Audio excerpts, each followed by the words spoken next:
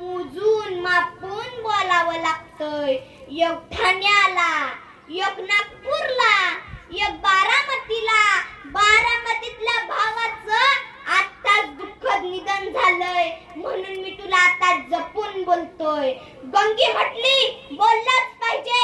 स्त्री प्रधान देश आहे, जिजाऊ सावित्री अहिल्याचा वारसा आहे. तुम्ही आम्हाला का कमी समजता? आणि झालं तसंच. संसार सुखाचा चालला होता. एके दिवशी ऊन तापावं तसं ऊन तापलं. कडाडीचा कडकडाट झाला, वाऱ्याचा सुसाट झाला आणि कवा माहिती मे महिन्यात बदा बदा पाऊस पडला. किती पाऊस पडावा?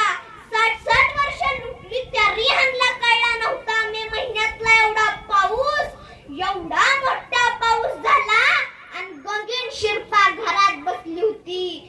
या काही की लक्षात आलं, लका पाणी उंबऱ्याच्या बियात यायला लागलं, पत्रावी गळायला लागला. घरकुल योजनेचंच होतं, भिताड बी फुगलं. आता वाटलं काय भुकतय का काय कुणास ठाऊक. आणि मग गंगी म्हटली, कारभारी घरातल्या घरात बसलाय, बाहेर माझ्या सासऱ्याने दिलेली, माझ्या बापाने दिलेली वस्तू भिजती, घरात घेऊन या. शिरपाने टपुऱ्याला हात लावला. हिच्या बापानी म्हणजे माझ्या सासऱ्यानी लग्नात काय द्यावं? अरे कुणाला फर्निचर देत्यात, टीव्ही देत्यात, कपाट देत्यात, सोफा सेट देत्यात, बेड देत्यात, पुस्तकं देत्यात. पण शिरपाच्या सासऱ्यानी शिरपाला मांडवाच्या दारात शिर्डी दिलती, शिर्डी. महात्मा गांधींची गरीब गायिका, तिला शिरडू करडू झाल्यावर 10,000 रुपये मिळतील आणि तू जगशील म्हणून आंदान म्हणून शिर्डी दिलती, शिर्डी. आणि मग गंगी म्हटली, बाहेर शिर्डी भिजतीन, घरात काय करताय? शिरपा पटकन पडत्या पावसात गेला. खुटीला त्या दाव्याचा इटुळा पडला होता, भवरकडे गुतली होती, वरडून वरडून तोंडाला पार फेस आला होता. शिरपानं दाव्याला हात घातला, दावा काय सुटत नव्हतं. शिरपा म्हणला गंगेला, गंगे खुरप नाहीतर कोयता नाहीतर अडकित्ता घेऊन बाहेर ये. गंगी लाजली, आता कशाला येऊ बाहेर? शिरपा म्हणला, य तुला पावसात भिजायचंय. इथं शिर्डीच्या नरड्याला फास लागलाय आणि तुझ्या मनात काहीतरीच. गंगी बाहेर आली आणि नवरा बायकोनं ती आंदान दिलेली शिर्डी घरात आणली.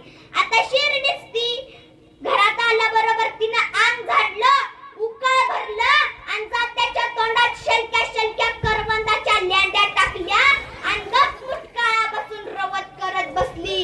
आणि मग शिरपा म्हणला, गंगे चूल बिल पेटव की. चूल पेटवली, भाकरी थापल्या, त्यावरच वांग परतलं. दोघं जीवली आणि जेवताना गंगी कशी म्हटली, धनी तिनं आपल्याला जगावलंय, लहानाचं मोठं केलंय, माझ्या बापाची देणगी आहे, पोटभर तिला तुकडा चारा.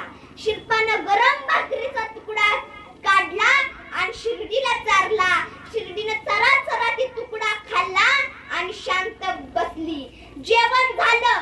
शिरपानं असं जात्याला उस दिलं आणि चुलीकडे उस करून गंगी झोपली आणि घडायचं तेच घडलं. रात्रीच्या 12 वाजता भिताड पडलं आणि बराच दगाडात आलं आणि त्यात दान दिल्याने शिर्डी मिली. आवाज झाल्याबरोबर गंगीन शिरपा जागी झाली. गंगी वरडायला लागली, जा झाला माझ्या जन्माचा, आता कुणाकडे बघायचं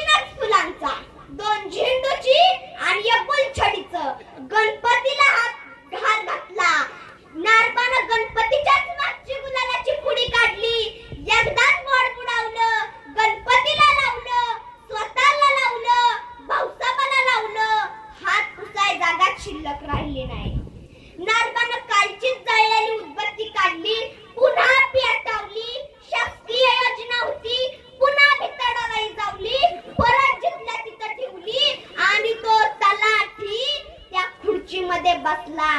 भाऊसाहेब म्हणलं नारबा गिराईक नाही वे आलं, येईल की आता. तेवढ्यात शिरपा आला. शिरपा म्हणला राम राम भाऊसाहेब, पंचनामा करा. कुणाचा? शिर्डीचा. आणली का? का चेष्टा करता कराव गरीबाची? शिर्डी घरी मरून पडली आणि हिता आणून कसा पंचनामा करायचा? शिर्डी हिता असल्याशिवाय पंचनामा होणार नाही. काहीतरी करा राव. नारबानं शिरपाला कोपऱ्यात घेतला आणि कानात सांगितलं, हिरवा गांधी काढ. शिरपानं इच्छा नसताना दणकीतनं हिरवा गांधी काढला आणि नारबाच्या हातात दिला. नारबानं तो गांधी भाऊसाहेबाकडे दिला. भाऊसाहेब म्हणलं ठीक आहे, आपण इथं बसूनच पंचनामा करू. भाऊसाहेब म्हणलं फार्म आणलाय का? पंचनामा कराय फार्म? हो लागतो. तुमच्याकडं शिल्लक नाही. पुन्हा त्या भाऊसाहेबानं शिरपाकडं, शिरपानं नारबाकडं, नारबानं भाऊसाहेबाकडं. नारबानं डोळ्यात सांगितलं, दुसरा गांधी निघला. पुन्हा पंचनामा व्यवस्थित झाला. मग भाऊसाहेबाच्या कपाटातनं त्या फार्म निघला. भाऊसाहेब म्हणलं सांग शिर्डीचं नाव काय? काय चेष्टा करता कराव? पंचनामा करा शिर्डीचं नाव. नसलं जमत तर उठ. मग शिरपाला सुचलं मैना. मैना नाव टाकलं. सांग शिर्डीची जन्मतारीख.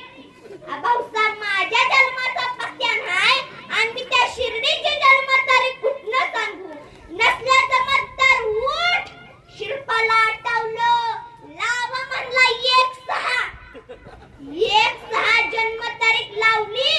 पत्ता बित्ता घेतला आणि भाऊसाहेब म्हणलं इकाची होती का घरची होती? शिरपा म्हणला इकाची बी नव्हती घरची बी नव्हती, सासऱ्यानं आंदान दिलती. भाऊसाहेब म्हणलं आंदान वस्तूचा पंचनामा होत नाही आणि अजून शासनाकडं तसा GR निघला नाही. शिरपा गप्प बसला. म्हणलं काहीतरी करा राव. इकडची नव्हती, घरची नव्हती, चोरीची नव्हती, सासऱ्यानं आंदान दिलती. म्हणले आंदान वस्तूचा पंचनामा होत नाही आणि शासनाकडं तसा GR निघला नाही. पुन्हा त्या नारबानं शिरपाकडं, शिरपानं भाऊसाहेबाकडं, भाऊसाहेबानं नारबाकडं, नारबानं डोळ्यात सांगितलं, तिसरा गांधी निघला. परत पंचनामा व्यवस्थित झाला आणि मग शिरपा म्हणला भाऊसाहेब मदत किती मिळेल? मदत मिळाय KYC केली का? आधार कार्ड आणि पॅन कार्डला केलंय का? शिरपा म्हणला KYC करून आणि आधार कार्ड आणि पॅन कार्डला करून डोक्याला कॅस राहिलं नाही तर डांबरी रोड झालाय, डांबरी रोड. मग ती सगळी कागदपत्र घेतली. भाऊसाहेब म्हणला आधार कार्डला नाव आहे का? हो म्हणला. परत पंचनामा व्यवस्थित झाला आणि भाऊसाहेब म्हणलं तुला 1000 रुपये मिळत्याल. अरे वीज कडडावी तसा नारबा उठला आणि भाऊसाहेबाकडे हात करून म्हणाला जाळ झाला तुमच्या भरपाईचा. कष्टाने राब राब राबतोय, घाम गाळतोय, शेतीतून मोती पिकवतोय. सरकारला म्हणाव शिर्डीच्या पंचनाम्याचा 1000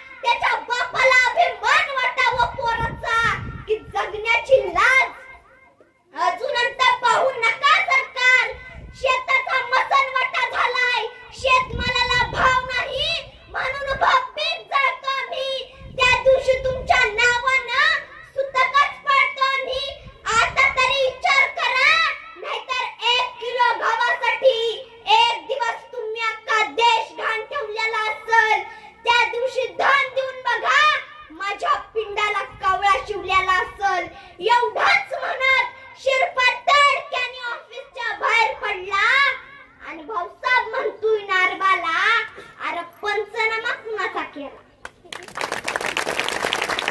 धन्यवाद. या कथाकथनासाठी अतिशय सुंदर कथाकथन या चिमुकलीनं या ठिकाणी सादर केलं. यानंतर आता ज्या गोष्टीची आपण सर्वजण या ठिकाणी वाट पाहत आहोत. आवाज माणदेशाचा, माणदेशातील प्रत्येकाचा. माणदेश प्राईम सबस्क्राईब करा आणि अपडेट रहा. नवीन व्हिडिओच्या नोटिफिकेशनसाठी बेल आयकॉनचं बटन दाबा. धन्यवाद.